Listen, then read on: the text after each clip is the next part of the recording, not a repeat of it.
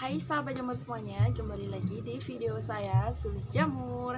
Oke, kali ini saya mau bahas tentang cara mengoptimalkan hasil panen jamur tiram kita. Bagi kalian yang penasaran, simak terus videonya sampai selesai.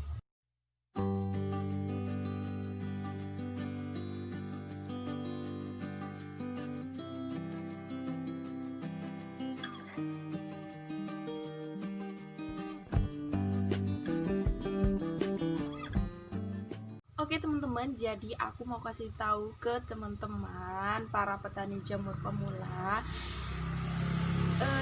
cara mengoptimalkan hasil panen jamur ya.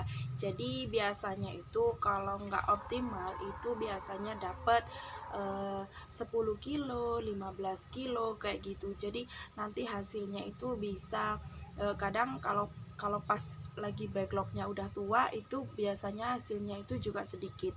Dan cara untuk mengoptimalkan hasil panen itu sangat mudah sekali kalau teman-teman itu membuat backlog sendiri ya tentunya. Dan usahakan ya teman-teman, optimalkanlah hasil panen jamur kalian, karena kalau tidak optimal itu bisa memicu memicu pemasaran itu juga. Kadang pengepul jamur kita itu juga mintanya kan harus misalkan 10 kilo ya, dia itu harus minta 10 kilo tiap hari kayak gitu. Jadi kalau kita tidak tahu cara-caranya, nanti pas kita dapat 3 kilo, pas kita dapat 2 kilo ya gimana, takutnya nanti dikira sama pengepul kan kita menjual jamur ke pengepul yang lain kayak gitu. Awal-awal panen jamur itu biasanya akan berbuah banyak, dan itu pokoknya biasanya kalau awal-awal panen itu hasil dari jamur tiram itu banyak sekali. Dan untuk panen yang kedua itu biasanya agak menurun ya hasilnya. Jadi cara untuk mengoptimalkannya itu seperti ini teman-teman. Jadi kalau emang teman-teman itu udah aktif untuk membuat backlog sendiri, jadi usahakan pembuatan backlog itu ya nggak usah banyak-banyak lah, misalkan 100 backlog aja setiap hari. Tapi jangan sampai teman-teman itu membuat backlog misalkan satu hari 100, terus besok nggak buat, besoknya buat 100 lagi. Jangan kayak gitu. Nah itu akan mempengaruhi hasil panen jamur kita. Jadi supaya hasil panen optimal itu lakukan pembuatan backlog itu harus setiap hari kayak gitu teman-teman. Jadi pokoknya kalau misalkan teman-teman itu membuat 200 backlog, ya usahakan lah ya untuk membuat 200 backlog itu setiap harinya.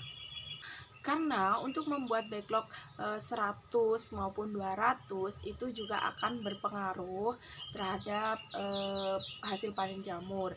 Jadi misalkan nanti kalau tiba-tiba teman-teman itu mempunyai autoclave yang besar, tempat sterilisasi yang besar, itu nanti akan berpengaruh.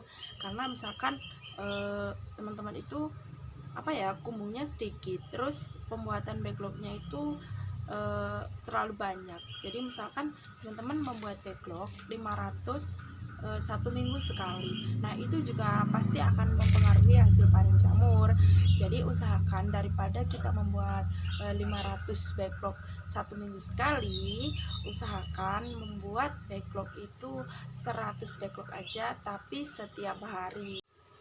Dan apabila teman-teman membuat backlognya itu setiap hari teratur, misalkan 100-100 aja untuk teman-teman yang masih pemula ya, di situ nanti juga hasilnya itu akan stabil, hasil panen jamurnya. Dan itu juga bisa mengurangi misalkan mengurangi kegagalan dalam usaha budidaya jamur juga. Karena kalau kita membuat misalkan 500 backlog ya satu minggu sekali, nah itu kalau backlognya itu rusak, itu pasti 500 backlog itu akan rusak semuanya. Jadi kalau misalkan kita membuat 100 backlog per hari, itu biasanya kalau rusak ya cuman untungnya cuman 100 backlog, kayak gitu aja. Untuk tahap pembuatan selanjutnya masa harus rusak lagi, ya nggak mungkin lah ya, karena biasanya backlog rusak itu juga disebabkan karena penyetiman yang kurang matang, karena pembibitan yang kurang sterilisasi, atau dari media bibit itu sendiri yang kurang bagus kayak gitu. Jadi misalkan teman-teman membuat backlog 100 per hari, itu juga keuntungannya nanti kalau ada yang mati atau kalau ada yang gagal, itu nggak semua backlog nggak akan gagal.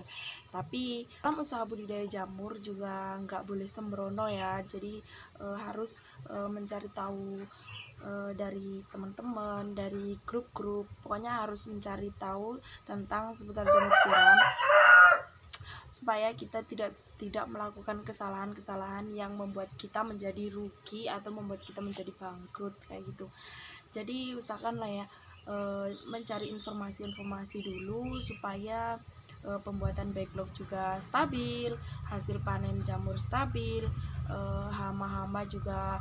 Pokoknya teman-teman itu jangan jangan takut untuk mencari informasi ya.